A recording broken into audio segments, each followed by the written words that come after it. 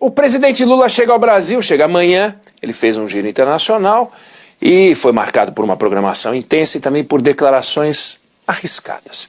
Ele falou do referendo da Venezuela, sobre a anexação do território da Guiana, falou sobre a guerra da Ucrânia, a guerra Israel-Hamas. De uma forma geral, o presidente, quando é cuidadoso, evita um tema espinhoso, esses são espinhosos, e quando ele é perguntado, o que ele faz?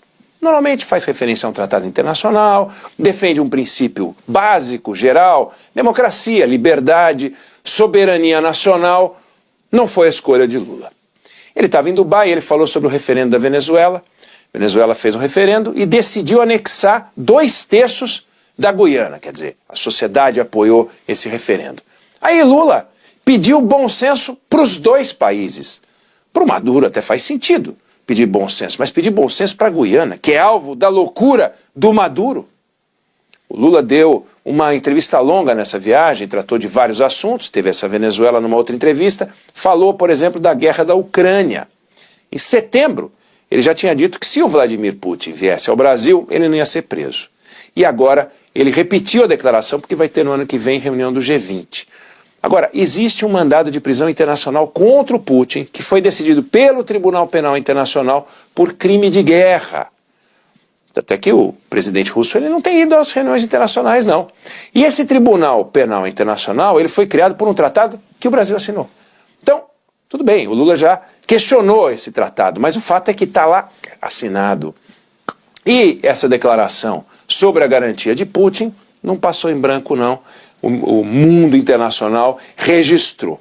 E nessa entrevista que ele deu, entrevista grande, ele também falou sobre a guerra entre Israel e o Hamas. Ele deu 2 declarações na mesma entrevista sobre isso. A primeira, criticando o Joe Biden. Ele disse o seguinte, abre aspas, eu não consigo compreender como é que um homem da importância do presidente Biden não tem a sensibilidade para dar um grito, para parar aquela guerra.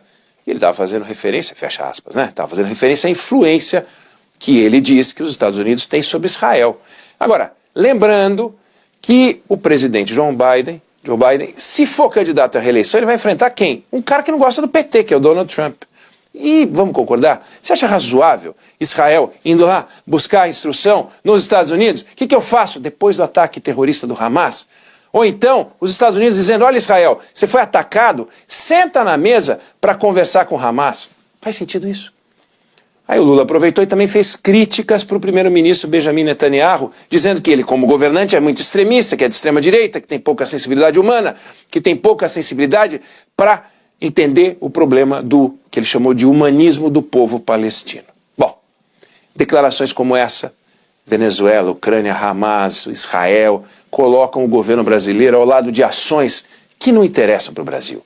O que o Brasil ganha tratando como iguais Venezuela e Guiana, Rússia e Ucrânia, Israel e Hamas? Não ganha nada, mas pode criar com isso anticorpo contra o Brasil